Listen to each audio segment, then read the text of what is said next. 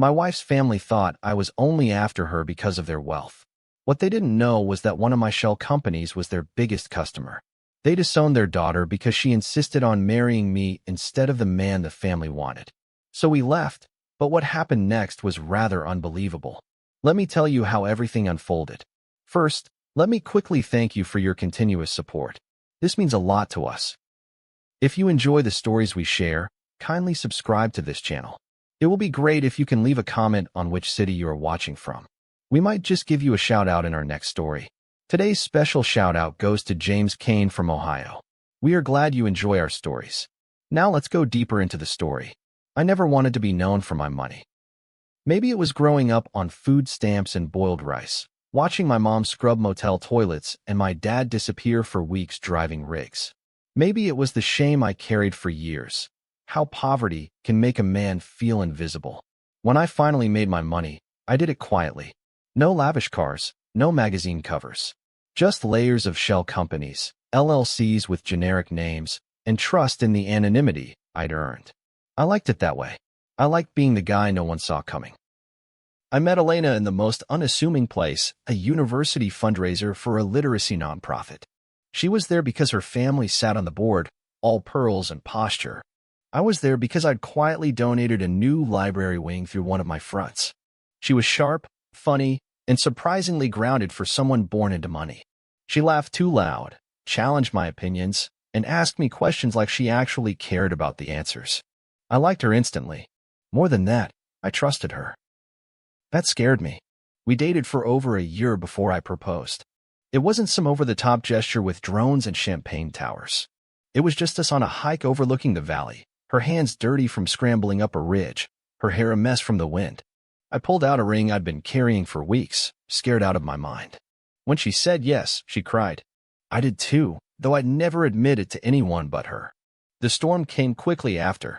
Her family, the Cartwrights, weren't just wealthy. They were the kind of wealthy that walked into a room like they owned the floor beneath your feet. Her father, Frederick, made his fortune in logistics and distribution, building an empire off the back of cheap labor and ruthless efficiency. Her mother, Diane, came from old banking money and made a show of pretending she didn't enjoy the power that came with it. From the moment they met me, they assumed I was chasing a payout. He's charming, her mother told Elena, but he's clearly after something. Her father didn't mince words. You're marrying down, Elena. You have no idea what that will do to your future. To our name. I stood there, holding her hand while they said those things, pretending not to flinch. They knew nothing about me.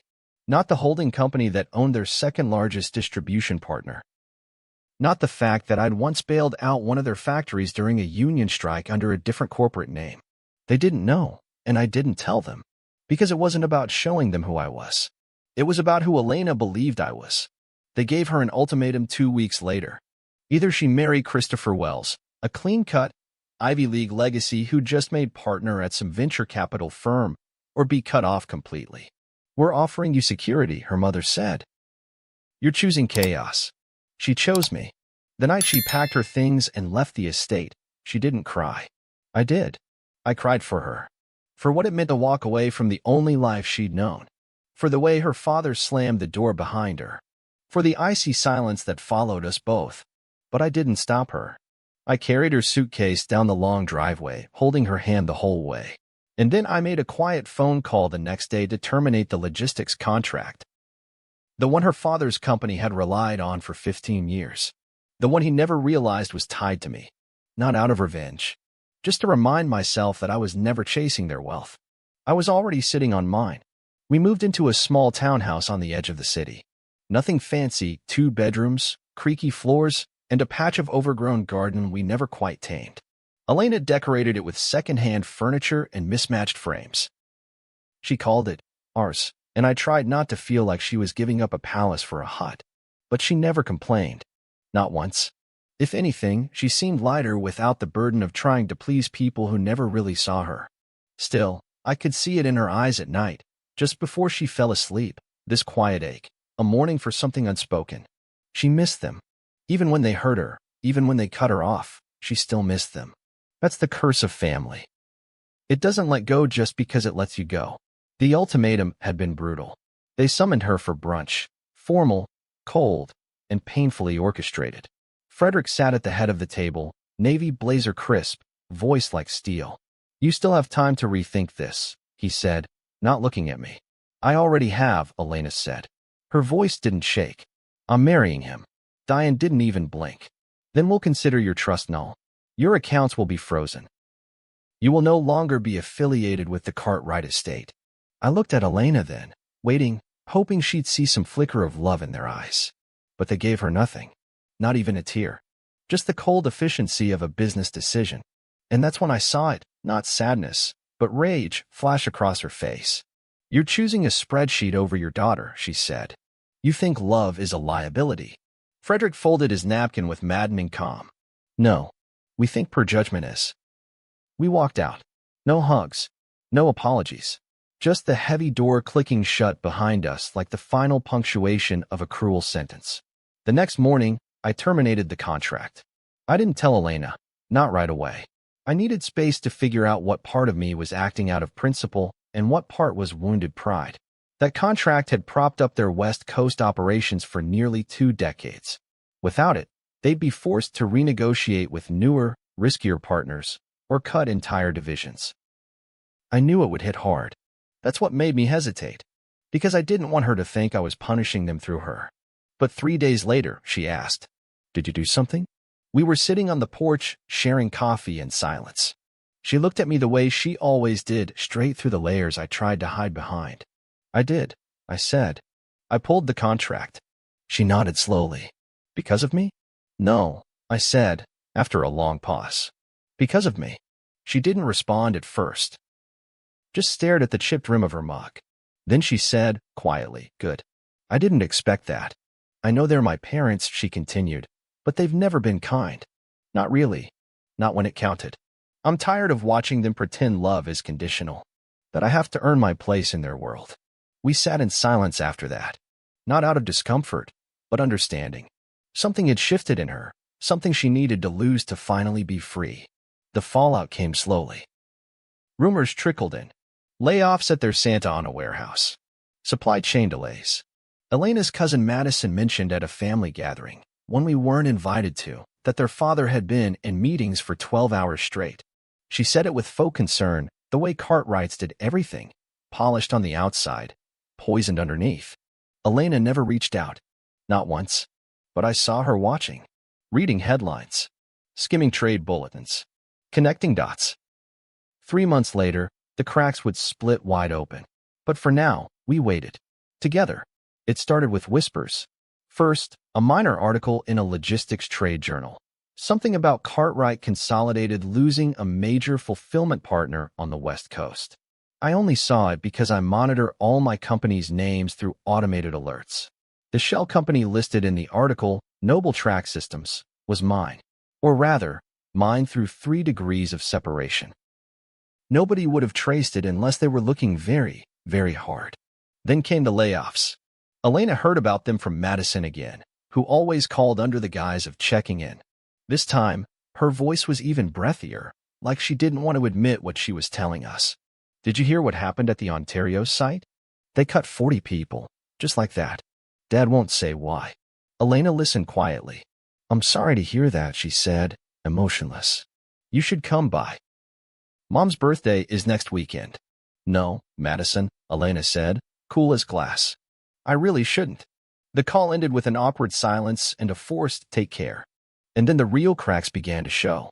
Their stock price dipped, slowly at first, then sharply over the course of 2 weeks.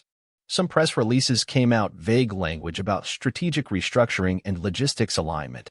The kind of PR speak that hides real panic. I saw the earnings call transcript. Frederick stumbled through it. The polish was gone. So was the confidence. I knew what was happening, of course.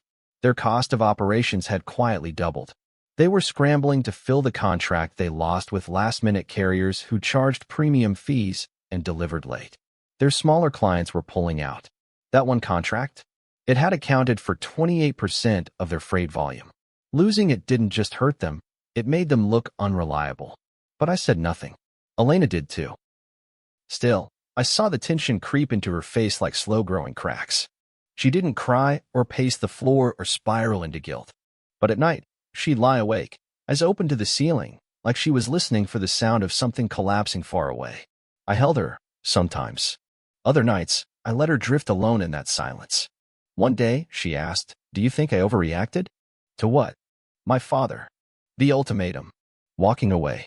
I sat down beside her, took her hand. "You didn't overreact. You stood up for yourself." She nodded. "I know. I wonder if he regrets it. I wonder if they sit there thinking they did the right thing. Does it matter if they do?" "No," she said. "But sometimes, I wish it did." I knew what she meant. Wanting the apology you know you'll never get. Wishing they'd say we were wrong, not because you need validation, but because it would mean they were capable of change. The final sign came in a leaked memo someone posted anonymously online. Emergency financial review. Internal cuts. Liquidity risk. The press jumped on it. Suddenly, everyone was writing about the fall of the Cartwright empire. Some called it a misstep. Others were less kind, highlighting their nepotism, old-school methods, the way they refused to adapt. One article even called Frederick a dinosaur trying to swim. Elena printed that one out. Didn't say why. Just tucked it in her journal. We never danced on their downfall, but we didn't mourn it either. This wasn't vengeance. It was consequence. They drew the line in the sand. They just never expected it to shift beneath them. The invitation came in the form of a white envelope, slipped into our mailbox with no return address. Elena recognized the handwriting instantly, her father's. Sharp, precise strokes, like every letter had been drawn with a ruler. It wasn't a note. It was a summons. "Dinner. Friday, 7 p.m. At the house." She read it twice before setting it down like it might burn through the table. "He wants to talk," she said. "He never says that unless he wants something." I watched her carefully. "You don't have to go." "I know," she said. "But I want to." She wore a navy dress that night.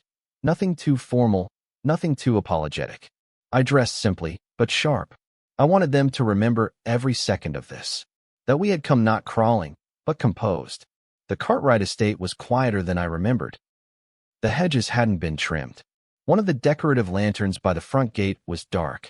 The little things no one notices until they stop getting done. We walked up the familiar marble steps, Elena's hand tightening around mine as the door opened. Her mother greeted us like nothing had ever happened. "Come in," Diane said, her voice sugar-dipped and brittle. "You both look well." Frederick was waiting in the dining room. No butler, no servants. Just him, sitting at the end of the long table with a glass of bourbon and none of the arrogance he used to wear like armor. He stood when we entered, but not with warmth. Just obligation. "Thank you for coming," he said. "We didn't come for pleasantries," Elena said. "You asked?" We answered. He nodded once and gestured to the seats. We sat. For a long minute, no one spoke. Then, slowly, he reached into a folder and pulled out a single sheet of paper. A quarterly loss statement. Elena didn't even look at it. "I know," he said finally, "that I made a mistake. I shouldn't have forced your hand." She said nothing. He turned to me. "And I know now that you weren't who I thought you were."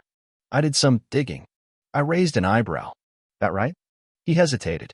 "You own Fairbridge Holdings." There it was. The curtain lifted. I smiled, just barely. "I do. That means Noble Track." "The contract was mine," I finished. "For 15 years. You shook my hand at 3 different fundraisers and never once realized it." His mouth tightened. "Why didn't you say anything?" "Because I didn't need your approval." "And I still don't?" He looked genuinely shaken, like someone who'd finally realized the house he thought he built with stone had been made of sand all along. "I need your help," he said, voice low. "The business, it's failing. I'm asking you to come in. Help restructure. Reinvest." I let the silence stretch. Then I said, "No." His head snapped up. "What?" "You heard me. I'm offering a clean slate. We'll give you board seats. Equity. We can make this work." I leaned in, calm and cold. "You disowned your daughter because she chose love over pedigree. You insulted me without knowing a thing about me. And now you want me to bail you out because you've run out of options. I'm not interested." Diane's mask cracked. "You can't be serious." "I've never been more serious." Elena stood up then, slow and steady. "You had a chance to know the man I love," she said. "You chose control. You threw me away like I was some line item you could cross off your balance sheet. Frederick's voice rose, the edge of panic showing. We were protecting you. No, Elena said, tears in her eyes but her voice unwavering. You were protecting your pride. We left. No hugs. No goodbyes. Just the soft echo of our footsteps across that hollow marble floor, and her father's voice calling our names as the door shut behind us. This time, we didn't look back. The silence after that dinner wasn't peaceful. It was heavy, like the air just before a storm breaks, charged with things unsaid, with guilt clawing at the edges, but too late to undo anything. Elena didn't talk much for the next few days. She went through motions, coffee in the morning, short walks in the evening, but I could see the war waging inside her. She hadn't wanted a scene. She hadn't even wanted revenge. What she'd really wanted, though she'd never admit it, was for her father to say he was wrong and mean it. But he hadn't. Not really. He'd come to us out of desperation, not remorse. And that made all the difference. 3 days after the dinner, we saw the headline. Cartwright consolidated edges toward bankruptcy amid investor exodus. Elena read it at the kitchen table, then set her phone face down like it disgusted her. I waited, unsure of whether to speak. Then she said, "He's going to lose everything." I nodded. "Looks that way." She stared out the window, voice flat. "I never thought I'd say this, but I don't feel sorry." "That's not cruelty," I said. "That's clarity." She looked at me, really looked. "You sure we did the right thing?" I didn't answer right away. I stood behind her, rested my hands on her shoulders. "We gave them the chance. You gave them more chances than they deserved. And they didn't just reject us. They threw you away. This isn't about business anymore. It never was." She leaned into me. "They chose their empire over me. And now they're losing both." There were more articles in the days that followed. Layoffs ballooned to the hundreds. Their East Coast offices closed. Suppliers were suing. Someone leaked internal emails, Frederick blaming irrational market behavior and unexpected contract volatility. Not a word about how his own ego had cornered him. I received a call from one of his former VPs, someone who'd jumped ship when the writing was on the wall. He wanted to know if my company might be interested in acquiring some of Cartwright's assets post-liquidation. I thanked him and said we'd pass. I didn't need their pieces. I didn't want to inherit the rot they refused to cut out. One afternoon, Elena got a text. From her mother. 3 words. "He's not well." That was it. No punctuation. No apology. Just a vague call for sympathy. Elena stared at the screen like it was a joke. "Do you think that's real?" she asked me. I shrugged. "Does it change anything?" "No," she whispered. "Not anymore." That night, she deleted her mother's number. I watched her do it, and neither of us said a word. It was a small gesture, but it felt like the final one. We weren't angry anymore. Just done. There's a difference between burning a bridge and realizing the bridge was never built right to begin with. They had expected her to crawl back. They had expected me to break. They had built their world on the assumption that no one would ever dare walk away from it. But we had, and we didn't regret it. Not for a second.